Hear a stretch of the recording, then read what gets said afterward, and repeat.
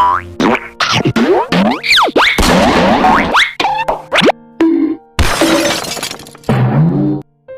मैं वसीम और आप देख रहे हैं YT voice official YouTube channel.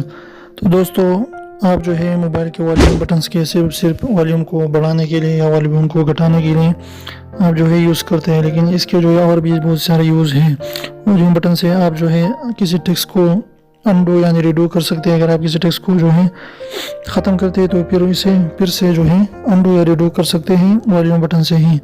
इसके साथ जो है आप इसके ज़रिए कर्सर को भी मूव कर सकते हैं टेक्स्ट फील्ड में। इसके अलावा जो है आप टाइपिंग कंट्रोल भी ऑप्शन ऑन कर सकते हैं कि किस जगह पर जो है आपने टाइपिंग करनी है तो वॉल्यूम बटन को ही दबाना पड़ेगा।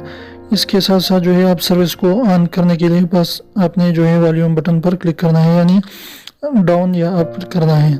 इसके साथ साथ अगर आप किसी ऐप को सिलेक्ट करना चाहते हैं अपने मोबाइल में जो, तो फिर भी आप इसे अपने वॉल्यूम बटन से ही सिलेक्ट कर पाएंगे। तो इसके लिए आपको करना क्या है, तो इसके लिए आपने करना ये है कि आपने जो है प्ले स्टोर में जाना है और आपने ये वाला ऐप जो है मैं बताता हूँ टाइपिंग कंट्रोल, तो आपने ये वाला ऐप जो है वहाँ से डाउनलोड करना है।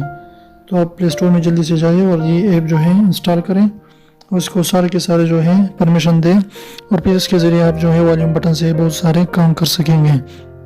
यानी जो भी मैंने बताया कि अनडू रिडू टेक्स्ट कर सकते हैं और भी कुछ कर सकते हैं, सिर्फ और सिर्फ जो है आप वॉल्यूम बटन्स का यूज़ करके।